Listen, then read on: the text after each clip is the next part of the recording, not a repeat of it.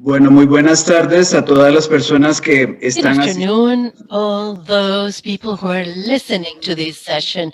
This is session number 5, and we have called it Open Science as Tool for Stimulations to Innovation. It is a pleasure for me to introduce the person who will be our main speaker in this session. She is Dr. Rosario Rogel-Salazar. I will offer a brief bio. She is from Mexico, sociologist. She has a PhD in social sciences, a specialist in social theory of systems, editorial processes, scientific processes, open access, and scientific communication in the fields related to these areas. She has many publications. She is a research professor, full-time professor in Autonomous University in the state of Mexico. Since 2017, she is a visitor researcher in the field of computing and communication of UNAM, and since 2016 she's a visiting professor in the methodology of research in the University of Cuenca, Ecuador. She has cooperated in the development of different methodologies, academic assessments, and the um, law of open access in Mexico that was approved back in May 2014. She is an independent consultant in editorial management.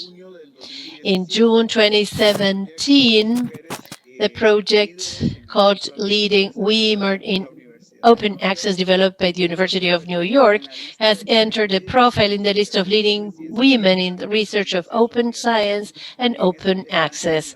It is also a founding member of the platform 500 Scientific Women, created in 2018, with the goal to have a database with scientific women in the world and facilitating the search for experts to set up cooperation mechanisms, participation in panels, as well as solutions routed to reducing the gender gap in the scientific field. It is a pleasure for me to leave you with a presentation by Dr. Rosario Rogel, please. Thank you very much, Dr. Jorge Herrera. It is a pleasure to greet you from Mexico, opening these new forms of Mexico, specific platforms, and Chiqui's platform. I think it's very, very good, and I feel it's a pleasure to be working with you today. I will share my screen to give you my presentation. Please let me know when you see it, when I can start.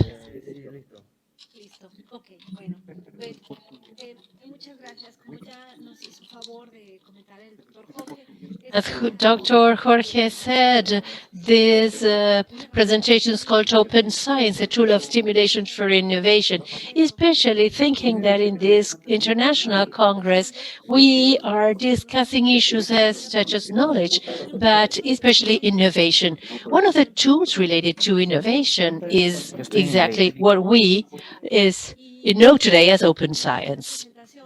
This presentation, because of the fact that we are talking about open science, is open. So I would like to invite you to download it if you're interested, and it will be available in the open data platform Figshare, where you will be able to use it, quote it, revisit it, sing, dance, or whatever you prefer. The only condition is to quote this. Maybe just to start talking about open science, we should talk about science in general. And well, this is something that happens when you discuss things with sociologists, as I am not a sociologist myself, but there are many jokes about this. People say that whenever we are asked the time, sociologists, I'm a sociologist myself, we start by telling the history of the clock. But it will be very brief. To talk about open science, we need to understand what we're talking about when we speak about science. The definition that we find in the dictionary of the Real Academia Española, this sets knowledge obtained by means of observation, reasoning, structurally systematized, systematically structured, and they we can deduce principles and general laws with a predictive capacity, and we can have improved experiences, and we have structured situations. If we think about the way we traditionally understand science, it's something that requires structure, observation, and it requires to have this information available. I would like to emphasize the word have, to have, because the idea of open science does not only imply to Sí, sí, have, sí, hablo but español. to share mainly, which is not the same. It's not the same to have ¿Sí? information as apart Pero ¿por qué from no having it, explicaron to bien? share it. ¿Sí ven? So modifications Sí. start there. If we think about the terms of etymology, the idea ¿Qué dijo? is Piso. science and knowledge, and this knowledge is possessed or shared. Piso es. Sociologists of science keep talking ¿Sí? about this, and I think it is very interesting to think that this will allow us to identify what the change ¿Sabe qué es lo que pasa? implies with Lo que open hablamos ahora, science. lo que yo les Maybe decía. those who are related to these philosophical or sociological topics might remember that Kuhn, in the structure of scientific revolution, these physicists used to Ese que le say estoy that diciendo era un audio de science piso. or Era un audio de piso. its Ponte en history of contemplates. science is not just more than an accumulation of knowledge throughout the time. Well, that implied changes Pero no sabía. in the paradigms and the forms, the way of making science. It is not the idea of accruing information, but the way in which these paradigms change, the way in which we think what is done. El botón que. Bourdieu, O on sea, his ahí está part, bien, los tres said that botones this is para a cada social uno. El construction. de That piso means nadie lo coge. changes or mechanisms in practice. In practice. Merton speaks about science as an institution, and he says that the growth of science implies a growth of knowledge, a certified knowledge. All this was made up before the technology or computer development even started. Vamos a But mirar, vamos a mirar. the difference is the way in which we understand science today is the way in which we go through the digital platforms go through us to think about new ways, not doing science, but as to the philosophy, the structure, or the different aspects, but the way in which the science operates. And this is maybe the main modification. Beyond that, and I love this meme, where they say, "What are we, philosophers? What do we want? What do we want? Where are we going? Who are we? What are we?" The question behind this: what is science for you? You who are listening to us at home or maybe at your office, maybe it's clear in your mind that this is not this universal or permanent idea. This is method. It's not just one method, but many methods, and at the same time, it's an institution, not like a building, but an institution in terms of Merton that is marked, and we have different ways of practicing this. But the most important thing is the way in which do we do science changing? Concepts are exactly the same, but the way in which we do science has radically changed. Not in the last 10 years, the last 10, 3, 2 years, especially as the emergency, the coming out of these sciences of open science. How can we understand this? Well, this is a world that has to do with the digital world. Now, faced with these terrible pandemics that is affecting the whole world, the only way to continue school, apart from the schools, the buildings, and the meetings among experts that are usually used to be in person, face to face, we do it by means of technology.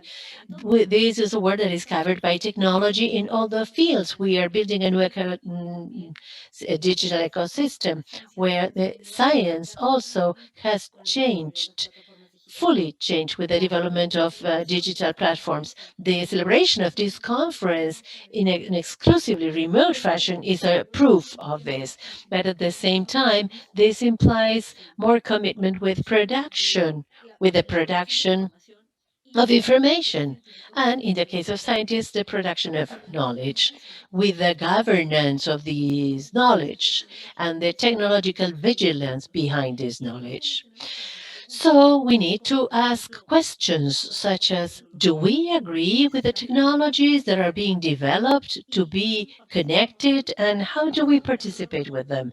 Do we agree with the idea of cloud computing, drone technology, mobile cell phones, blockchain, artificial intelligence, Internet of linked data, big data, with all these elements, because I believe that many times when we are talking from research or from teaching in research, many times we think about all these elements as something we resort to, but very few times we reflect on this as something that we participate in the doing.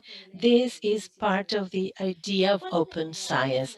What is the contribution of the culture of the openness in terms of science? To cut a long story short, the idea of open science aims at the process of creation, not only the results. This is an idea that goes beyond open access. And this is a way to say, well, we have been cooperating, but importance is much more evidence in the situation of this enclosure as a result of pandemics. What do I mean by all this? Maybe I should start by describing the idea of open access. In Latin America, the idea of open access is very developed. Yes, practically all our universities have open access platforms already. I'm talking about repositories that you have in your institutions, this moving that we have experienced in the recent years when we were using paper short time ago. You may remember we used to have books or magazines in paper, and all of a sudden we start moving to digital platforms. And with the idea of transit to digital platforms and the concrete example of Latin America, we start having open without direct cost for the final user, the creation of the knowledge that we start generating. Our magazines, most of our publications in Latin America are available in open access, open source, open access through magazines, through our repositories. And I feel very honored because of the fact that today in this talk we have Dr. Jorge from the University of Costa Rica, one example that is essential in the development of platforms and technologies, open technologies, as the case of information of open access. The question behind is beyond open access. What is open science? What happens is open access aims at the results of research. I mean, those great platforms that that our universities developed to have available books, magazines, results of research, some research that we made and concluded in the book or an article, and we put it available for the people so that people read the final result. What is the difference with the idea of open science? Not only to put available the final result, I mean, this chapter of the book, that magazine or the article that we published, but to open, fully available, the whole research process from the very beginning. What do I mean? From the very time when the proper question was launched about a research, sharing the different technologies to generate data, to share, for example, our data management plans. Just to give you an example, if I am a sociologist and, for example, I am interested in running an analysis on the migration process from Central America to the US go through Mexico, it is not just the results of the results of the poll or the interviews, but to put in line also maybe my research protocol. Yes, the protocol that will be changing to open my research questions, the questions that I am asking together with my group, to open the different versions of my different interviews and opening the crude raw data. People love raw data. I applied my interview, and apart from the article, the book that I will publish in this magazine is the coding of the data, putting them in the repositories, data repositories, and maybe, okay, you, world, use my interview for anything you may want to. And I mean to open the whole creation process, not only the results, preprints, previous versions before the publication, not only postprints, and the versions after the publication. This is why I insist that the idea of open science is a much broader spectrum that is open access to results, but everything related to the creation, the way in which we are generating the creation process from the very beginning. If we lift back, some people might say, well, the methodologies, all these things that used to be, as Merton used to be, the black box. You have the inputs and outputs. I put information and there's a black box where Merton would say, we don't know exactly what this means. Well, what happens inside is discussions among experts, peer reviews, all the discussions, so that we can legitimate knowledge. What was fully opaque, I understand, thanks to the development of all these platforms of open science, they can be transparent, and this maybe is more important. Not only transparent for the community, academic community itself, but also even for the society as a whole. And this changes the way in which we used to understand science in general. For example, in the case of a field for Bourdieu, Bourdieu used to think about the idea of scientific field as only the scientists who participated in it could participate. But when the scientists start opening up the data methodologies and they put them for consideration of the population in general, not only the scientists, no doubt we are doing a science in a different kind of way, in making science in a different way. So maybe the results are faster, and especially in science, this is different. It's becoming different. So the contribution of the culture of the open, this is said by most of those who develop platforms of open science. And this is they allow to have a different way of making science in a more accessible way. More accessible meaning it is open and not necessarily, well, it is more efficient. And it is more efficient because if I invest in a certain resource, and I would like to go back to migrating processes from Central America to the US going through Mexico. I had funding, maybe of Ford Foundation, to have a survey, for example. Maybe, suppose a colleague from Costa Rica later wants to do a similar research, since my data are stored in my drawer.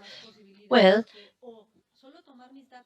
they have the possibilities of taking my data already structured and the final data without being able to get into the complexity, the way in which data was created, but only referring that result. And maybe I would have to go back to a survey. But if I put my data open in the open, maybe this colleague may take the interview, maybe even replicate it, taking it back and maybe going back in the year 2020 and replicate it in 2021 and replicating it with the sample that I ran, but expanding it to another sample, not only to Central America, maybe anywhere. And it's much more efficient because data are there available. It is more democratic because it participates. And it's interesting, as I said in a minute, not only the scientific community will participate, but also the public in general can participate. I would like to give you an example of, for example, the idea of democratization of a science. Interesting thing in the field of medicine, some magazines start applying certain practices of open science because this is practice of open science. There's a recognized magazine, biomedical journal, BMJ, that started instrumenting for a year or so, maybe 2 years. Apart from peer review, many of those who follow us, and this is, they know how the peer review works. Suppose I have a text, I will present to a magazine, I will submit it to a magazine, so the editorial of that magazine will send it for a review with a couple of experts. Usually those experts, well, in the field of open science, there's an idea of open peer review. The idea that is promoted, open relationships, where not only do I know who my dictator is or dictaminator is, but also people those who are reading the magazine, they can see the opinion of this judge and they can make comments. What the reviewer is doing does not make sense. What the reviewer is saying does not make sense because there are many jokes about the second reviewer. Maybe he's asking many things, and well, you cannot criticize, you cannot make up a dialogue. And these magazines that have this open review, open peer review, it is clear that what is the discussion between the peer, the reviewer, and but other members of the same field of knowledge can be discussing and supporting, saying interesting things to discuss about this. But in the case of the magazine that I'm mentioning, BMJ not only has open reviews, but also, apart from the experts' opinion and the reviews, it has opinions of patients. What do you mean by opinions of patients? Well, who has not been close to somebody who or family member, or we have been with a disease, and you start learning about that disease that you have. So you start 3 or 4 medical terms, and you say, okay, this medicine, that drug worked well, and this is efficient or not efficient. So these types of reviews and magazines incorporate the point of view of the patients, for example, in clinical trials.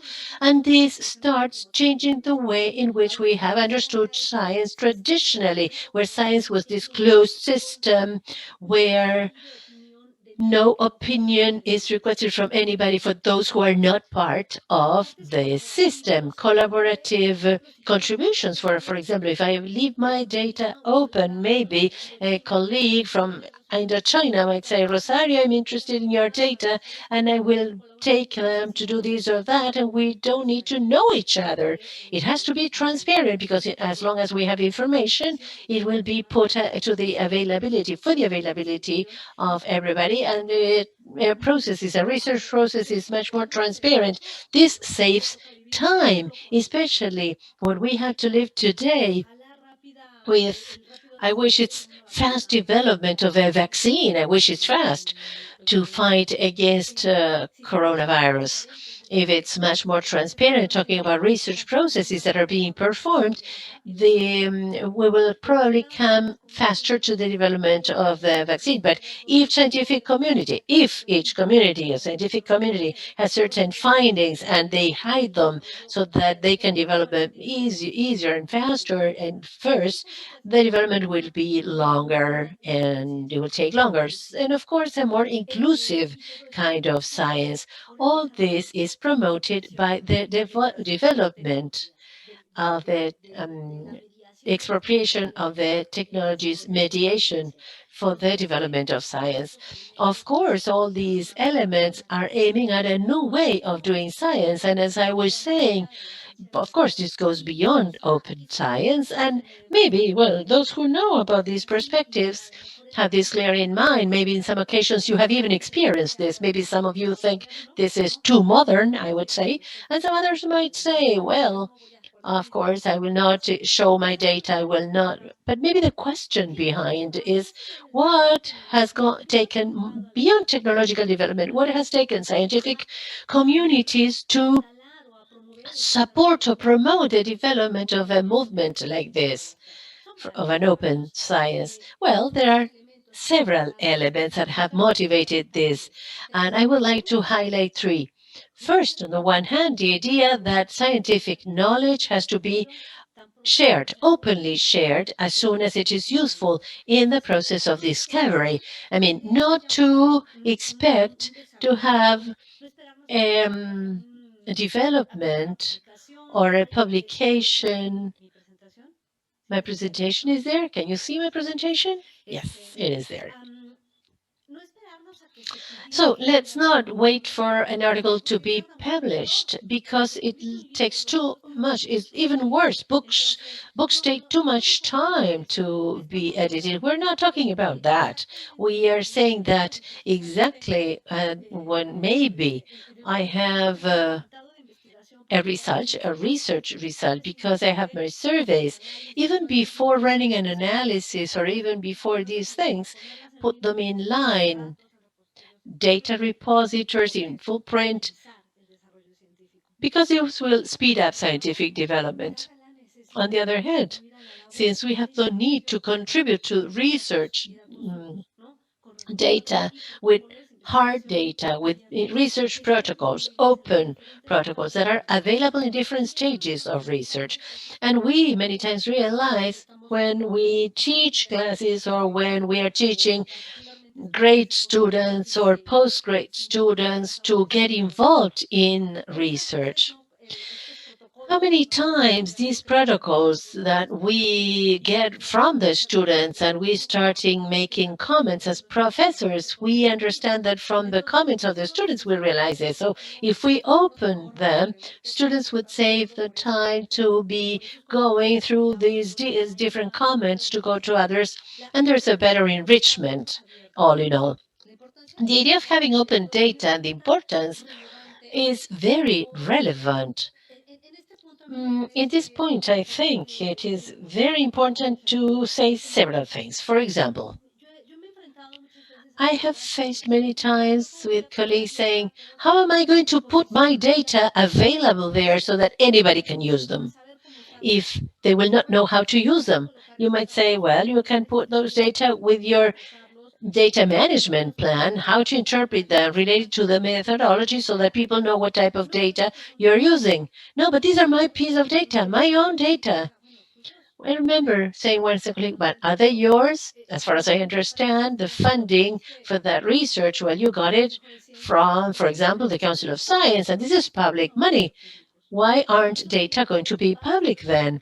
Why the result of the research, if you publish it in an open access, why is that the only public thing going to be? Well, there's something related to ethics in this discussion, and even many funding agencies for the field of science in Europe and US, much more in Europe, clearly as a result of the development of these type of proposals, with recommendations, for example, in open access, open science.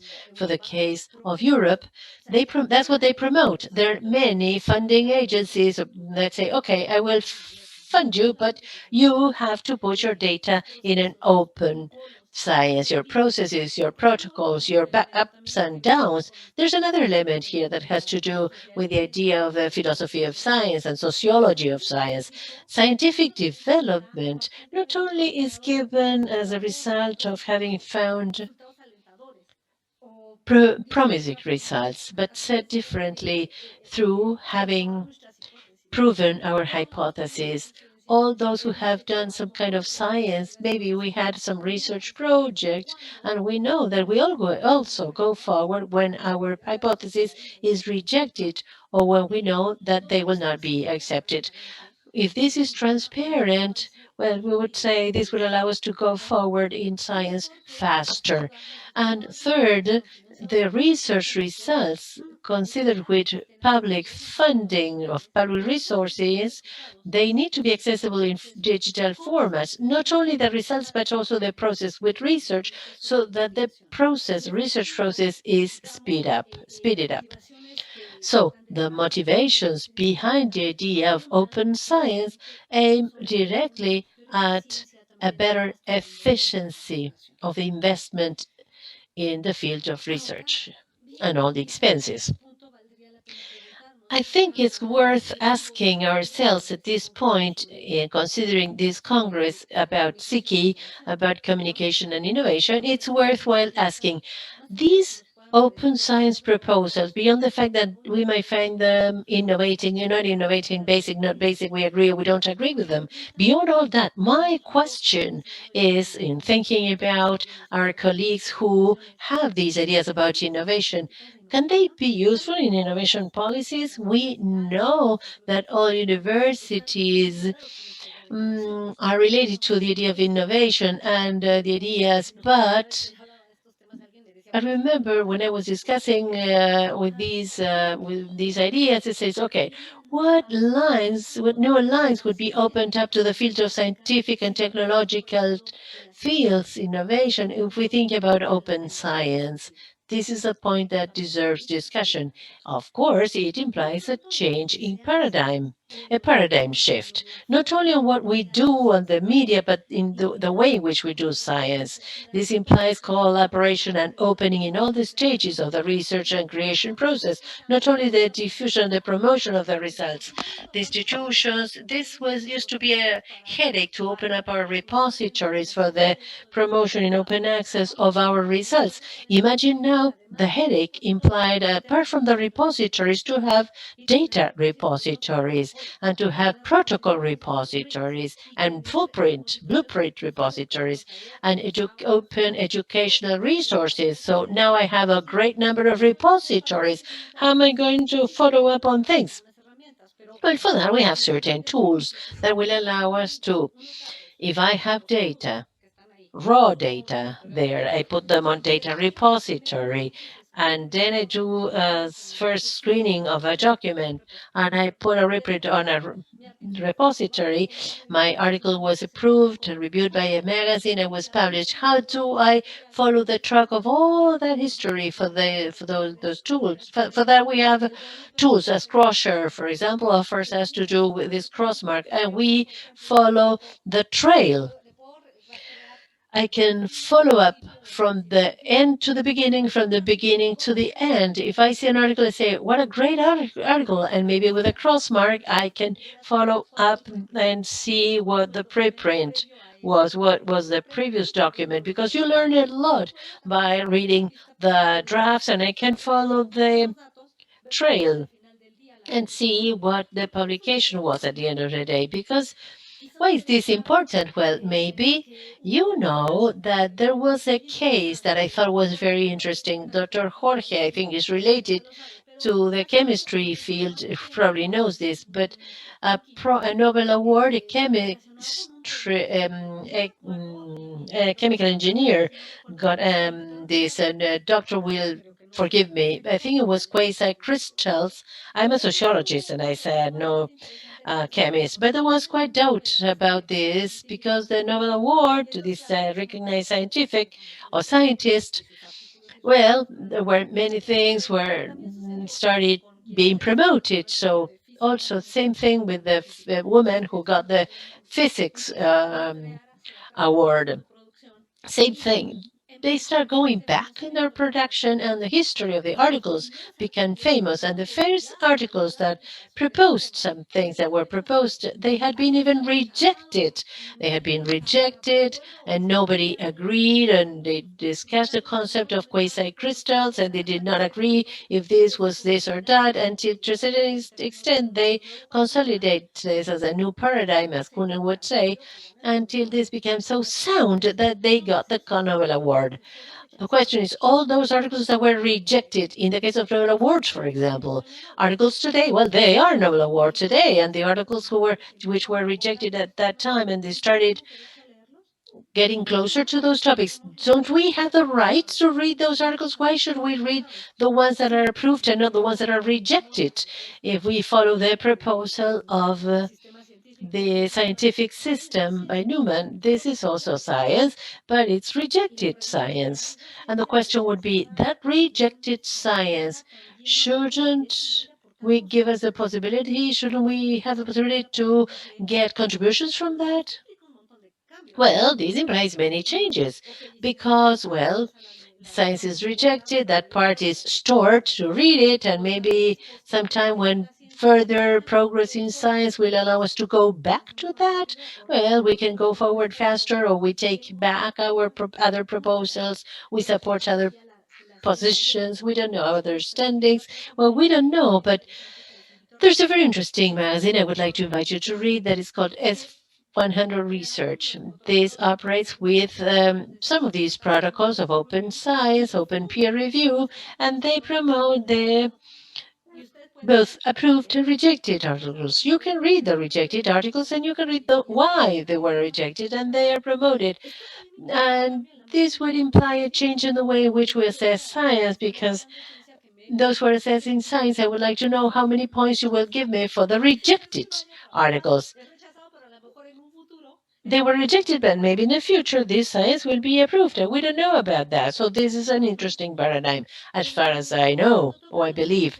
As to the transparency and collaboration issues, this is interesting to think about the idea of open science as a new way to promote a collaborative form of work. One of the fundamental principles is the opening in all the segments of the research process, as I said, methodologies, notes, notebooks, especially lab notes. For example, work related to lab directly, or for example, there's great tools in open science, which are the notes, the books. I love those kinds of tools, annotations of books. I will give you a quick example. Probably maybe you belong to my group or you don't. I like books in paper books. I don't read in paper almost now, but I used to highlight or underline my books, highlight with a yellow marker, maybe, and maybe, but that kind of highlights aren't just mine, and maybe I will not be able to share this with other people. So there are many tools, in this case, hypotheses, but there are many other tools that will allow me to, with my students, for example, to share notes on the sides or the margins of the digital books. So my research group maybe is seeing how my students are reading and the notes, and that's very interesting thing how very rich information comes from these type of things. Usually in analogical science, analog science would stay in the individual level, but the idea of an open science that is a more digital science can be shared. And this is, well, when my question arises, would you be ready to share your notes or to share the notes on the books? We don't know, but no, that's what we mean by transparency. Instruments, educational resources, platforms, collaboration. In general terms, this would be as to foster open science. If you look for that page, you can find many elements related to these suggestions and these practices. These would be the different components of open science. Open access is, I insist, something we know a lot about in Latin America, but beyond that, we can think about open data or thinking about open notebooks or open peer review, not only the closed peer review where nobody knows anything, a black box, this open peer review. Now, the open source for computing development is also part of the open science ecosystem. Citizen science, as this example that I mentioned, the way in which patients cooperate in the scientific publications and other open science publications as development in, for example, bird science. There are bird experts who put pages on internet and they say, just put the bird you want on internet and we will tell you what kind of species it is. So people go take a picture of any bird and they load it and experts would give a scientific name of that bird. But this has allowed to find new varieties, new species, because scientists come to agreement and say, look, we have never recorded this bird, and they record it. So it's interesting cases. And like this, there are many, many resources in the citizenship science, as we call it, or citizen science, scientific resources, educational resources. They have come to save our life. So that this is not boring. In general terms, this would be part of the components of open science. This is a resource that I would suggest you to use. This is like the open platform workflow by Chorin Boschman that you can find on internet. This is quite interesting. I will not do it. If you download this, if you click on each of these icons, they refer to a different uh, aspect of this rainbow of open science to contribute with your research. And it's important to see the terms of these rainbow, to put it somehow. How do they present this? They think about research. I collect data, for example, and at the point of collection, it's important to use tools such as Rio, or maybe Rio allows me to share proposals, for example, of scholarships, etc. When I'm just starting a project, if you click here, I will give you this presentation so you can click and you will see that this is really fun. Or maybe if you get into this DOI and you put Rainbow, Kramer, and Bosman, you will find it. This tool, you will use it. It's Bio Manager. This allows me to select books and share it in the open air. This allows me to get to that information. But open, maybe also adding comments, open comments as to hypotheses, as to the analysis, and well, I'm sorry, my neighbors are making a lot of noise.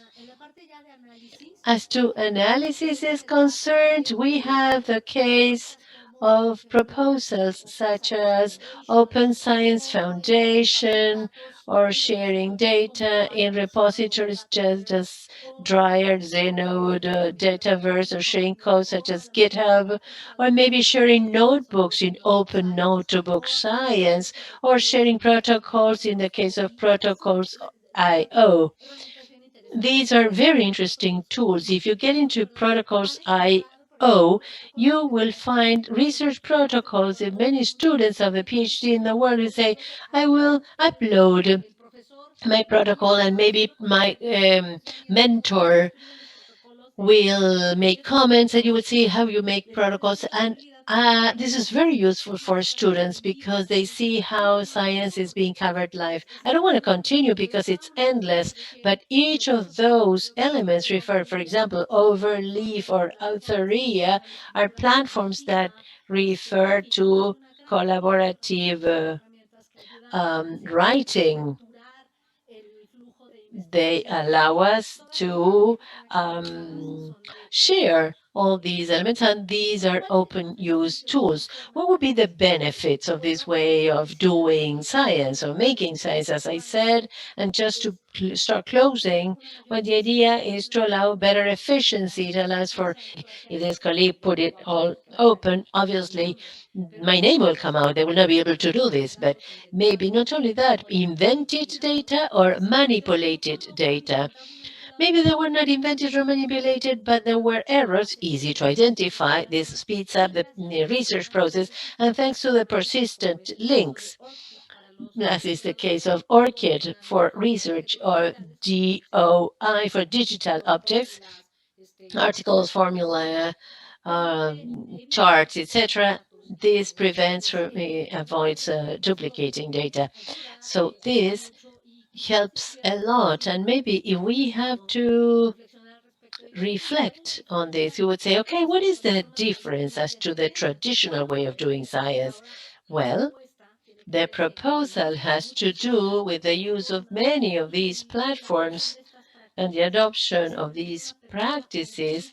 This allows an opening to the people in general, not only to the scientific field, but general public, of all the research, of everything that was locked with a key and was only known by the researcher and his circle or her circle. Now they can be shared free of cost thanks to the digital platforms. I know the platform, the question is all this legal?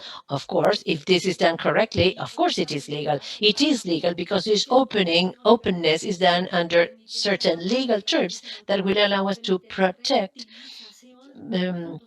the data. This will allow prevent the reuse, will allow to reuse the data so that it's available so that it can be reused. So not only people see it, but they can reuse it, it can be redistributed, and this will allow to reproducibility of science, which allows for the development of research and science, the data and the methods, with, for example, the adoption of licenses, as is the case, not the only ones, but maybe the most extended ones, that Creative Commons, and we have certain experience to use them for the case of publications, when the idea is not only to use them in publications, but also data protocols and many other things. Now, that is the nice part. What happens with the challenge implied behind? Not only is as simple as this. This sounds interesting, but if it's quite difficult to think about instrumenting this type of practice, because we have to take all these things into account. Broad sectors that do not know about the extended ecosystem of open science.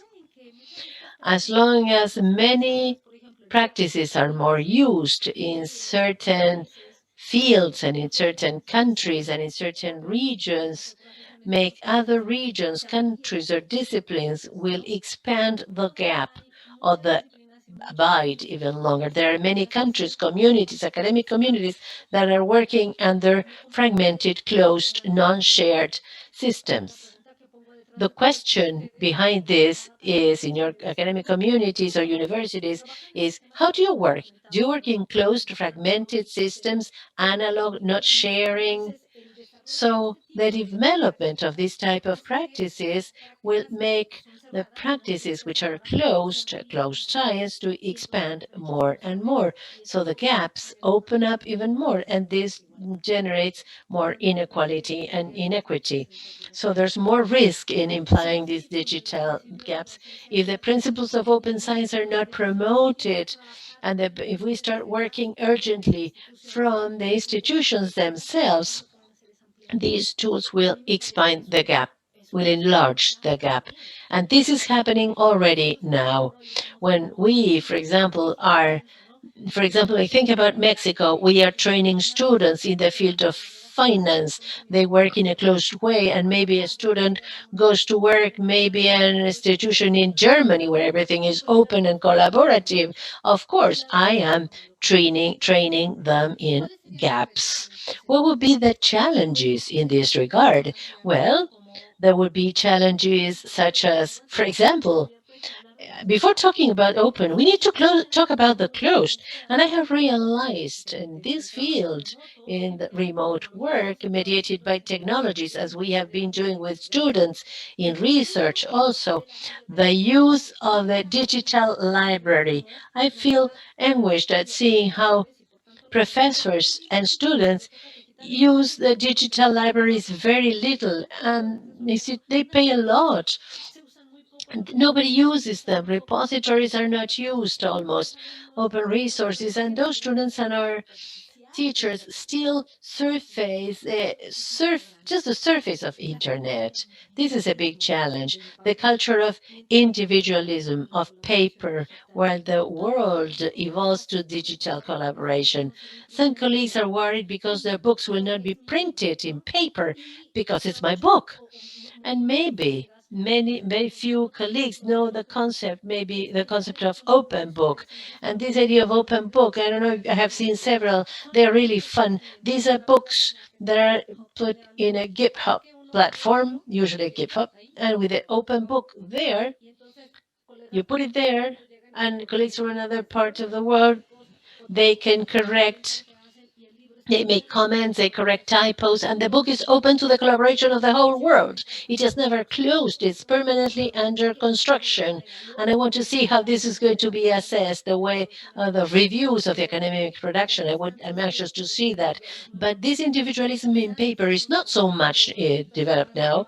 And we are seeing, or not so much used, we are seeing promoting how the world is evolving to the digital collaboration, while some disciplines, scientific disciplines, start working and evolving to this digital collaboration. Other challenges, well, this is a terrible headache. Lack of knowledge in the field of copyright and the rights of the authors and the readers by students and teachers and professors, and the great confusion between both intellectual property and author rights. There's a great confusion, and since there's a great confusion, people don't want to give information away. there's a great culture lacking there as to the copyright, etc. The culture of sharing is also a big challenge, as is the case of educational resources, open educational resources. I always tell my colleagues that being in this pandemic, I say, everything is so nice talking about open resources until you have to start sharing. What happens if you find resources and tools open to incorporate in your class, but this video that is required, maybe you do it, you prepare it, and you put it in the open, available so that other students, other professors can use it. Maybe you can use any kind of protocol and you put it in the open. We are exposed to being used, but the culture of sharing is a bit hard to imply. We need a culture. Do we really have a culture that gives incentives to sharing these type of practices? Are we giving an additional incentive to those who develop an open idea? This has to do with the idea of community. These are very important challenges. And maybe behind this challenge, the great challenge is the challenge of the digital alphabetization, the great challenge. This implies changing processes, changing ways to work, compensating workers. This is the digital literacy or digital literacy. I want to see now how they're going to assess us to evolve with open protocols. They have been authorized but not approved. This means an important change, having tools necessary as to digital literacy, defining digital, generating new flows, getting tangible flows of the digital strategy in not very long terms, for example, 6 months from now, going forward step by step. But digital literacy is the main challenge. I would like to close by asking how do you consume information? With certainty, you consume information, many of the information is open. And at the same time, I would like to ask you, how would you like to share that? And when I say this, I don't mean the final results, but the processes as well, right? Would it be nice to think that I can use the data of a survey that it can be applied to my thesis?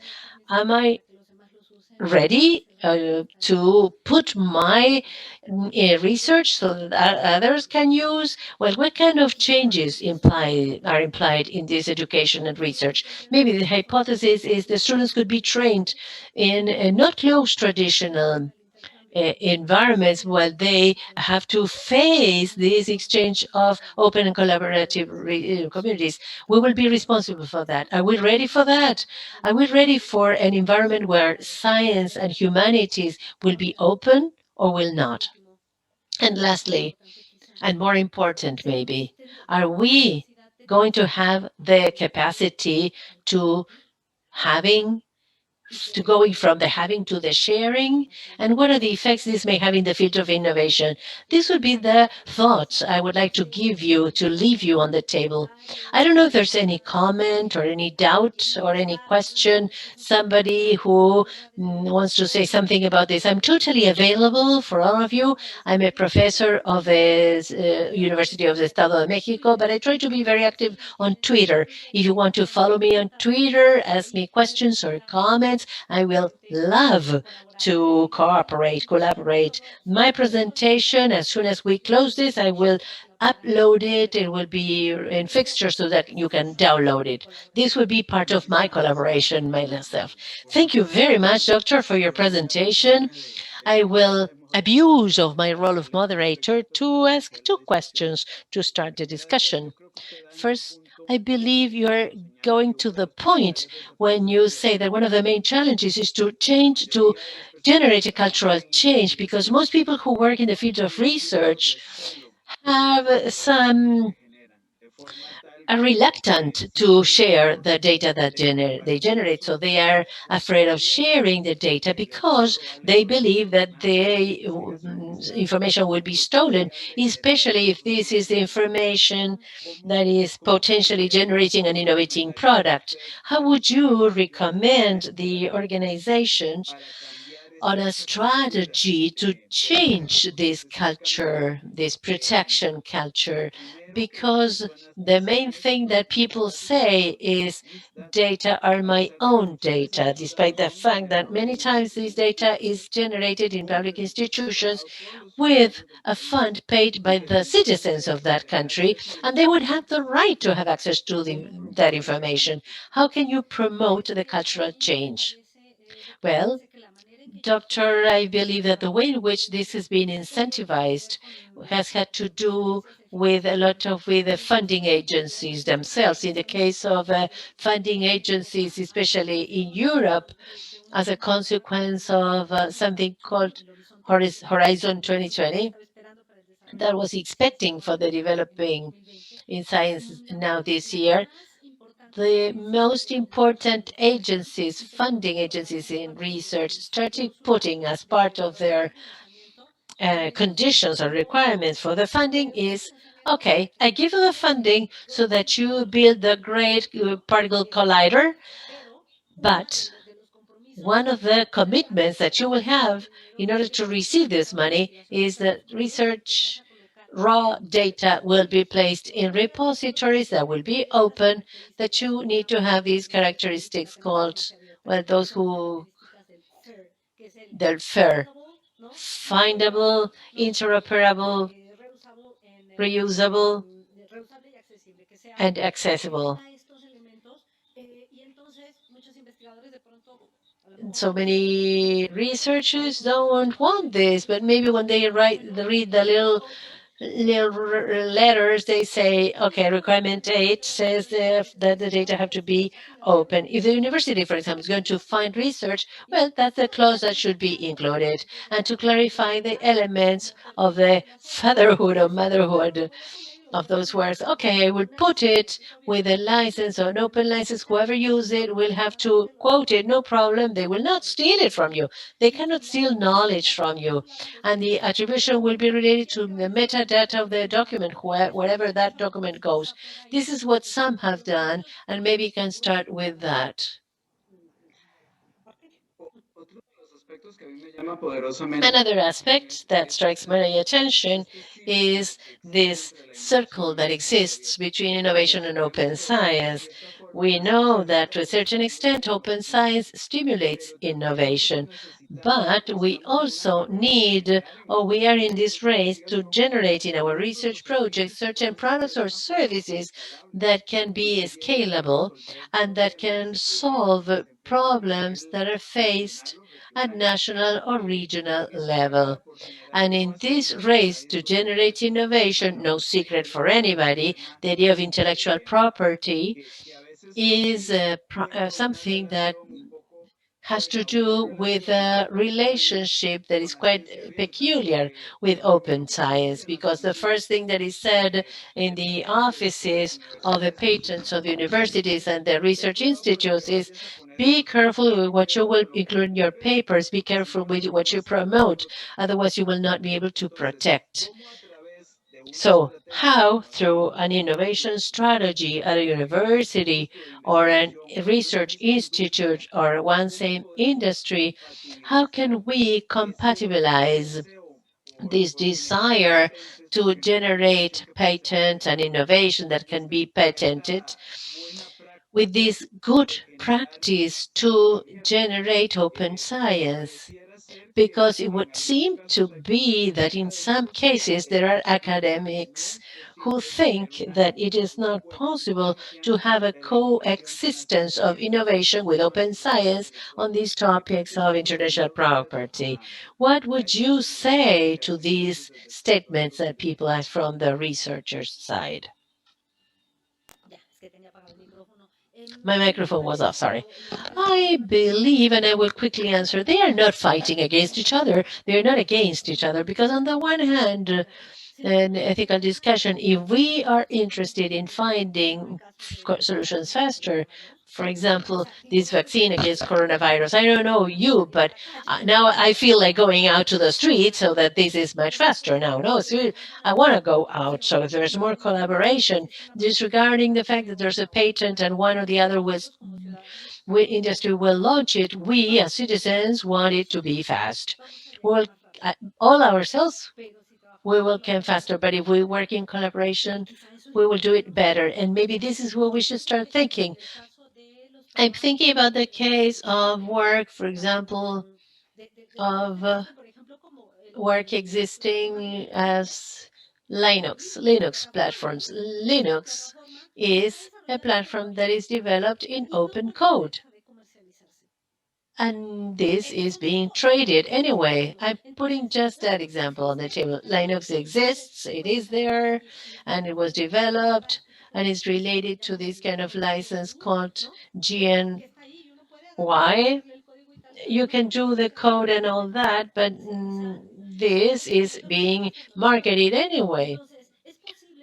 So it is possible to develop processes that will allow us, on the one hand, the invention that will facilitate the patent of some element. We can have some earnings or some gains, but we have to leave some other things in the open. Somebody from Linux, the example of Linux is very clear, I think.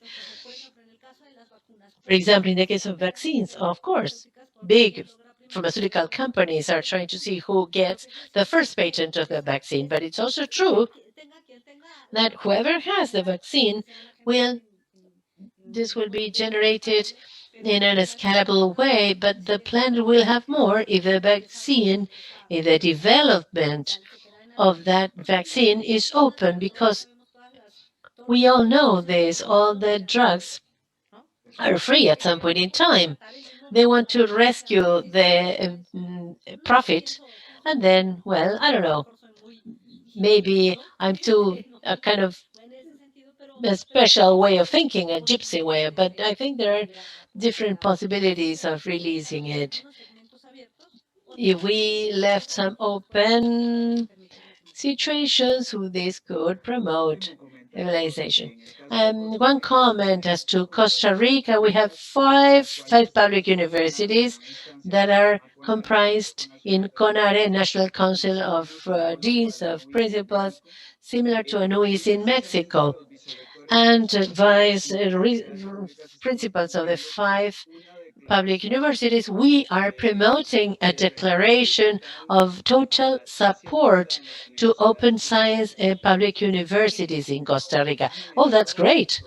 And this has generated discussions in the five universities, within the universities, because of the 2 points that you mentioned, or that I mentioned before, because of the fact that there's a need to present or rethink the culture at researcher level. But in open science, we can see also the possibility to contribute to the traceability and academic integrity, as you mentioned.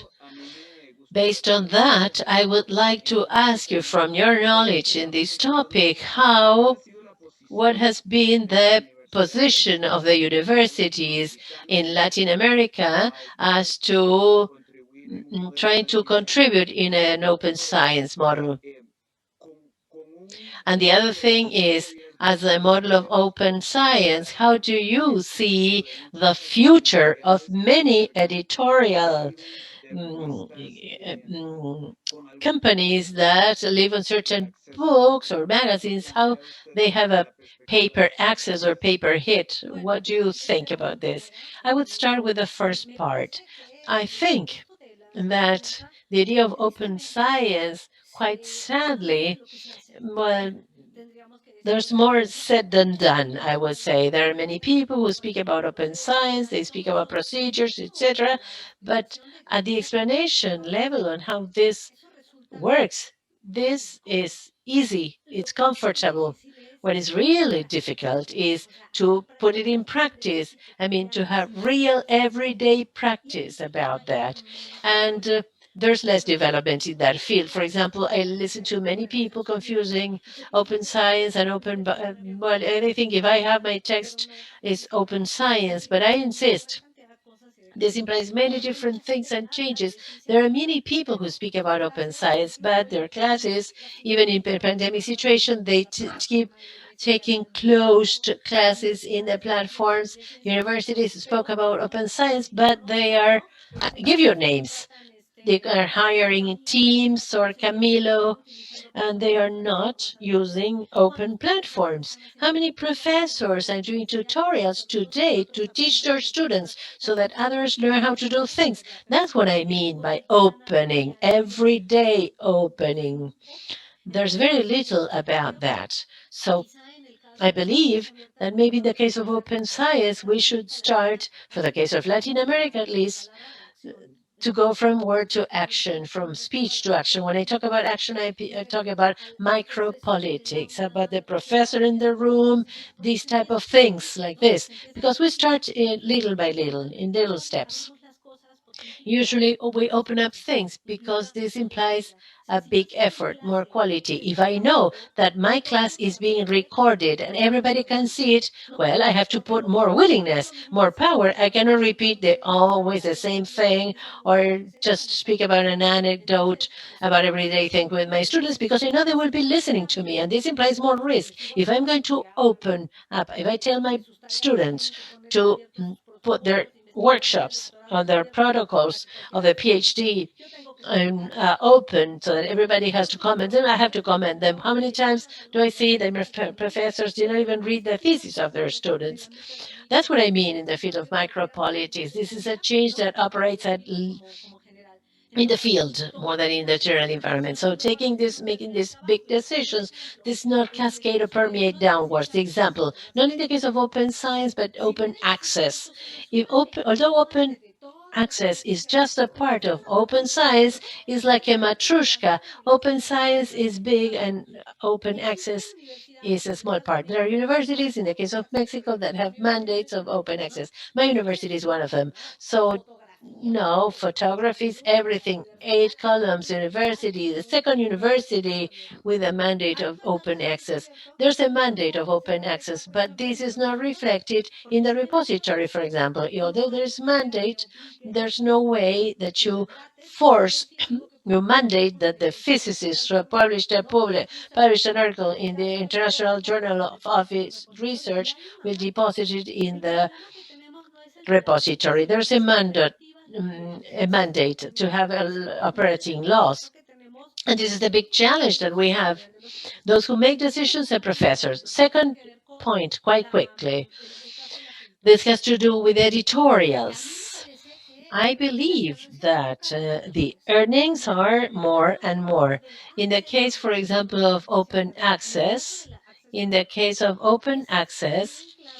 it is quite clear that they have changed their business model, because when we talk about business model, it would seem that it's part of the good. Well, it's great that I don't need to pay for this, but with the same name of open access, these big editorials have changed the business model, and now the plan states that everything will be open, nobody will pay for reading, but be careful now, we will have to pay to publish. Let me give you an example of something that is not maybe politically correct. If our universities are poor students know that they will use some illegal strategies, for example, to access information, and this is the case of SciHope.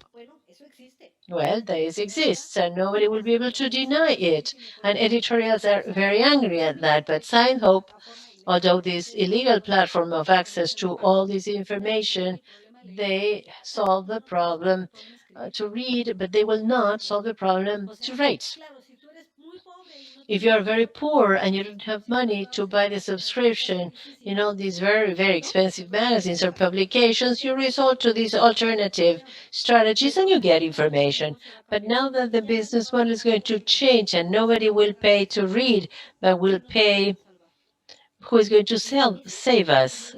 That is the business model. There's another problem that is affecting us quite sadly. All these aspects of open science have gradually started to be colonized by the big editorials, because these big editorials not only will publish texts, edit texts, but they will have repositories. In fact, this morning I was reading in Twitter that a researcher from Spain said, based on what I can see, Xavier bought the repository of archive, that is this repository of preprints for physics. And if this happened, it's a big stroke, a big hit for open science, where scientists put things in open, big editorials, by the ecosystem of the open. It is a problem, a geopolitical and economic problem that is quite complicated.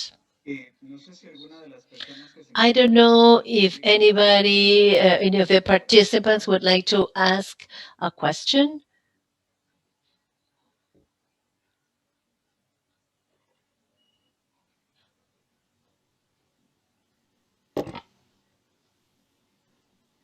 ¿No? Bueno, doctora, yo quisiera en nombre de la organización. Okay, on behalf of the organization of SIKI, I would like to thank for your participation. I have enjoyed your presentation a lot about open science. I believe that open science is a key element to make research grow. Open science allows academics to increase our visibility, but also allows us to contribute to something that is a myth when it has to do with research. That is, many people ensure guaranteeing quality. Many people speak about quality, but the basic component of guarantee assurance and traceability of information generated is key. Open science turns into a key element in quality assurance because this has to do with techniques and instruments and having them accessible to the population. But also this allows the opportunity that academics can grow, receiving feedback and approaches that can give totally new dimension to research. Although it is true that we need to take into account that open science, I believe, from my humble opinion, is under construction because precisely this cultural change, I believe, has not allowed open science to grow as fast as it should. However, as I said at the beginning, I believe that it is a very useful tool to have joint construction, to promote, to grow, so that research complies with the mandate that is required. That is the generation of information and specific solutions to the problems that we face as a society at a time that is marked by a global generalized change empowered by climate change, where there are new problems with practically all the areas of knowledge. I would like to reiterate or repeat my gratitude for your contribution. I would also like to thank the persons who have participated in this session. Good afternoon and good evening. Thank you very much and see you soon. A very nice pleasure to participate in this Congress. Thank you.